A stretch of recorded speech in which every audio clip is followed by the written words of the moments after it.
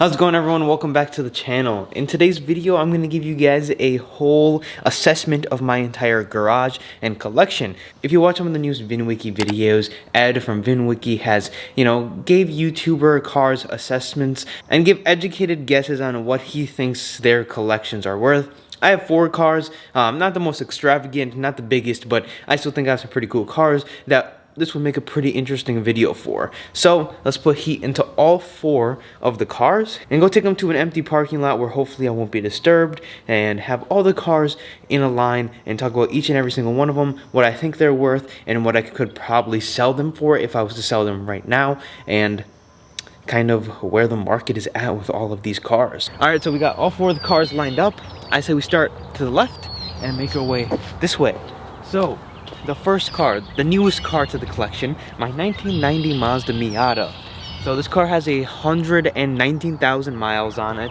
It has a manual transmission. It doesn't really have any issues other than a few small things that I'm going to dial in the coming weeks here. So let's just say that this car has no issues, no rust, and overall is a really clean example of a Miata. Miata prices have skyrocketed over the last year and a half-ish. It's really hard to find a clean example of a Miata, especially where I live, unless you travel 2 to 3 hours to find a car going down south. I would say it is really hard to find a Miata like this. There's a very similar example to this one for sale for $9,500. I don't think the car is worth that. I think this car is worth about $7,000 to $7,500. I think I could easily sell this car for about $7,500. That's the price I'm gonna put on this car. $7,500. I think I might be getting more towards $7,000. I see examples like this one selling for a lot more, and a lot rougher examples selling for about $7,000. So I think saying 75 is a little bit conservative, a little bit on the low end, because I might be able to pull off a little more. Like I said, in the dealership, I looked at where they had that Miata sitting probably about a week and a half ago or so in one of my videos.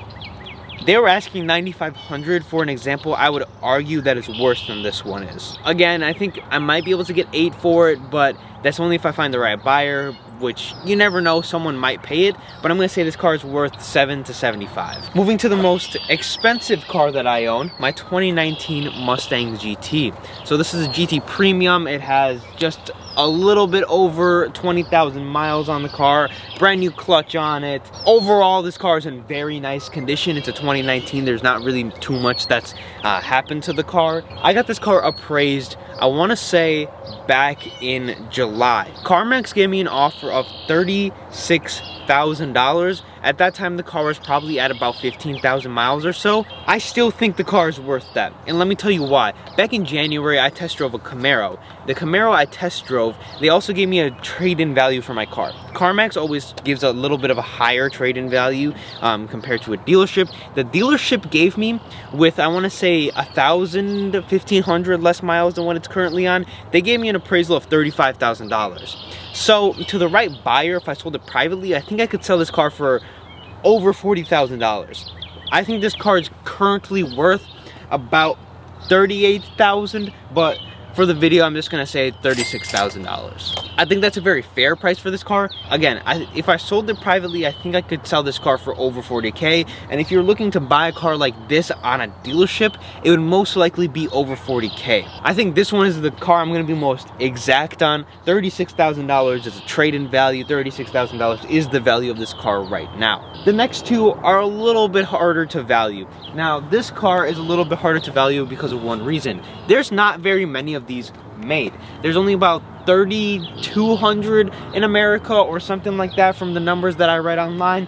They don't really come for sale very often, and when they do, it's kind of hard to compare the mileage, the quality of the car overall. A showroom quality car can sell upwards towards $60,000. This is not a showroom quality car, nor does it have 20,000 miles like those cars do. This car has 80,000 miles, a little rough around the edges. If I spent another $1,000, I need tires and alignment, maybe a little bit of paint work, paint correction. On the front here, you got a little bit of rock chips.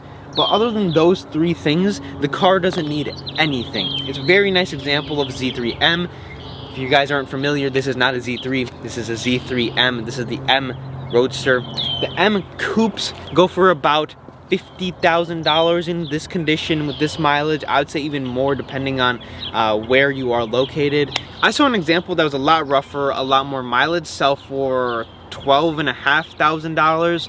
I'm gonna put the value on this car at $17,000. I think once I put new tires and kind of dial the car in 100%, I might be able to get $19,000 to $20,000 for this car on a higher end, but I'm gonna say $17,000 because I'm very confident if I was super serious about selling the car, which I did consider a little while ago, I could get $17,000 pretty easily. One thing I didn't mention, my Mustang is a manual. That doesn't add value or decrease value to this specific car. With the Miata, it increases the value because no one wants an auto. I think with the Mustang, it's kind of the same whether it's an auto or a 10-speed. The value kind of stays the same, and that factor doesn't really change it too much. Certain factors like interior and motor, those things really change it, but as far as the manual, that doesn't really change the value of the car too much. They only made these in manual. All the Z3Ms were 100% manual with a 3.2 liter inline six. My car is a 2000, keep that in mind. If my car was a 2001 or a 2002, I believe, they would have the bigger S54 motor, which would probably worth an extra $5K. And then last but not least, the car I think could be the biggest miss of the day. This is a 2007 Lexus Is 250 with only 65,000 miles on it. This car doesn't really have any big issues, glaring issues. It needs a couple maintenance things that we're working on. Coolant flush, transmission flush, and possibly a water pump soon. This is the all-wheel drive variant. It's a very nice example. Everything's been taken care of pretty well. It's a little rough on the outside. The interior is pretty nice though. I think this car could be worth, I talked to a couple other people who own IS 250s. I think the value on this car is about $15,000 to $16,000 pretty easily in this market. Yeah, I know, an IS 250 selling for that much, but let me tell you why. I see examples with 200,000 miles, rough around the edges, selling from $8,000 to $11,000.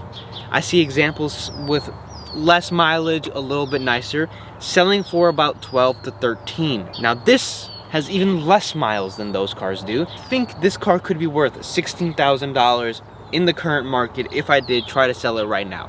A trade-in value would probably be $14,000, but $16,000 cash I think I could bring if I did list this car for sale. It might be a little too high, but I think it's very fair for the area I live in. These cars don't come for sale very often, and when they do, they're usually super high mileage, so I think I could get $16,000 for this car. Let's add up all the car's values and see how much they're worth. It's a lot more than I expected. My total garage value is worth $76,500. I was expecting like $60K. Again, the Mustang is not fully paid off. I have a loan on that car. $75,000 is my current garage value. Keep in mind I have two more cars coming. I have a 2022 Bronco coming and also a C8 Z06. I don't know when either of those cars are gonna be here. When those cars come, I might do an updated video on this because this was kind of fun trying to estimate how much my cars were worth and kind of put them all together, all line them up. So yeah, let me know what you guys think. Whether I'm a little high on my estimates, whether I'm a little low on my estimate. This car's a little hard to put a value on.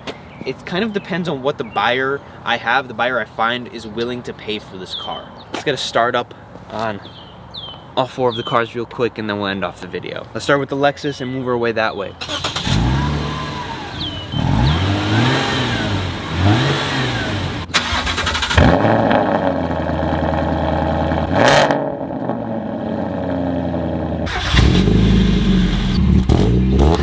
Alright, so now it started to rain. I completely forgot to record a clip of me starting the BMW because that's the car I took last. But if you guys did enjoy this video, do me a huge favor, go leave a like, subscribe. We're almost at 80,000 subscribers. If you can help me get there by the end of this month, in a couple of days here, or maybe the end of next month, I greatly appreciate it. Again, I have two cars in order. If you want to stay updated with both of those cars, make sure you subscribe and stay tuned to the channel. Also for the rest of the cars, a lot of fun content coming, so make sure you don't miss out on any of it. That's all I have for this one, and I'll see you guys in the next video.